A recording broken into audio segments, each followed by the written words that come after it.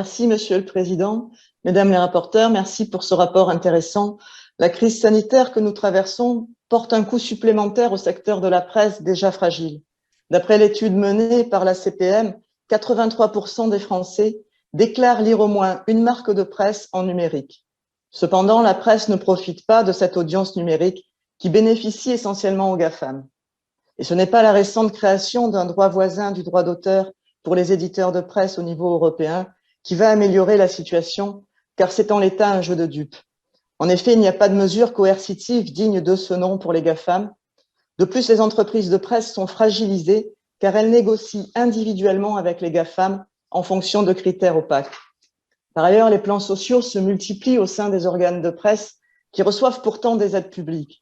Ainsi, le groupe Amaury a baissé les salaires et diminué le nombre de congés des salariés de son journal d'équipe, mais a versé 11 millions d'euros de dividendes à ses actionnaires en 2020.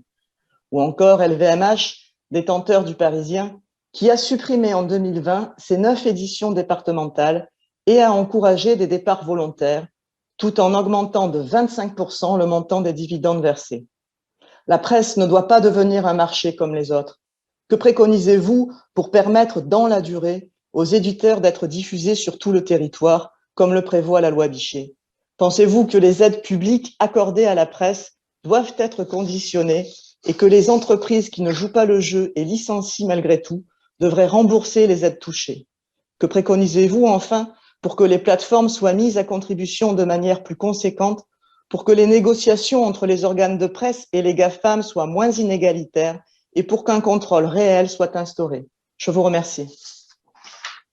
Questions qui ont été posées par Madame Victory, Madame Ressiguier sur la question de la conditionnalité des aides à l'exemplarité. Eh bien justement, ça fait partie de nos propositions.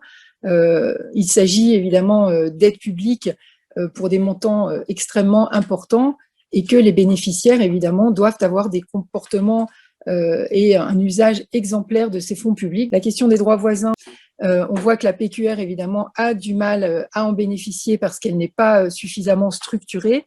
Et donc, il apparaît évidemment important que le gouvernement, pourquoi pas, ou autre, puisse les fédérer pour qu'on ait derrière une gestion collective de ces droits. Cette idée de gestion collective serait utile parce qu'elle permettrait évidemment de fédérer l'ensemble des acteurs et de peser davantage face aux géants que représente Google.